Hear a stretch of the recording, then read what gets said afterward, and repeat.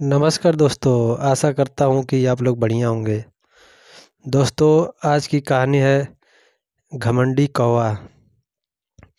हंसों का एक झुंड समुद्र तट के ऊपर से गुजर रहा था। उसी जगह एक कौवा भी मौज मस्ती कर रहा था। उसने हंसों को अपेक्षा भरी नज़रों से देखा। तुम लोग कितनी अच्छी उड़ान भर लेते हो, कौवा मजाक के लहजे में बोला। तुम लोग और कर ही क्या सकते हो, बस अपना पंख फड़फड़ाकर उड़ान भर सकते हो। क्या तुम मेरी तरह फुर्ती से उड़ सकते हो? मेरी तरह हवा में कलाबाजियाँ दिखा सकते हो? नहीं, तुम तो ठीक से जानते भी नहीं कि उड़ना किसे कहते हैं। कौवे की बात सुनकर एक वृद्ध हंस बोला, ये अच्छी बात है कि तुम ये सब कर लेते हो, लेकिन तुम्हें इस बात पर घमंड नहीं करना चाहिए। मैं घमंड वमंड नहीं जानता। अगर तुम में से कोई भी मेरा मुकाबला कर सकता है तो सामने आए और मुझे हरा कर दिखाए। एक युवा नर हंस ने कौवे की चुनौती स्वीकार कर ली। यह तय हुआ कि प्रतियोगिता 2 चरणों में होगी। पहले चरण में कौवा अपने करतब दिखाएगा और हंस को भी वही करके दिखाना होगा, और दूसरे चरण में कौवे को हंस के करतब दोहराने होंगे। प्रतियोगिता शुरू हुई। पहले चरण की शुरुआत कौवे ने की और एक से बढ़कर एक कलाबाजियाँ दिखाने लगा। वह कभी गोल गोल चक्कर खाता तो कभी जमीन छूते हुए ऊपर उड़ जाता। वहीं हंस उसके मुकाबले कुछ खास नहीं कर पाया। कौवा अब और भी बढ़ चढ़कर बोलने लगा, मैं तो पहले ही कह रहा था कि तुम लोगों को और कुछ भी नहीं आता। ही। फिर दूसरा चरण शुरू हुआ। हंस ने उड़ान भरी और समुद्र की तरफ उड़ने लगा। कौवा भी उसके पीछे हो लिया।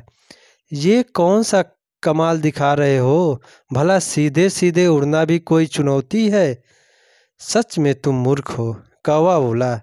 पर हंस ने कोई जवाब नहीं दिया और चुपचाप उड़ता रहा। धीरे धीरे वे जमीन से बहुत दूर होते गए और कौवे का बड़बड़ाना भी कम होता गया और कुछ देर में बिल्कुल ही बंद हो गया।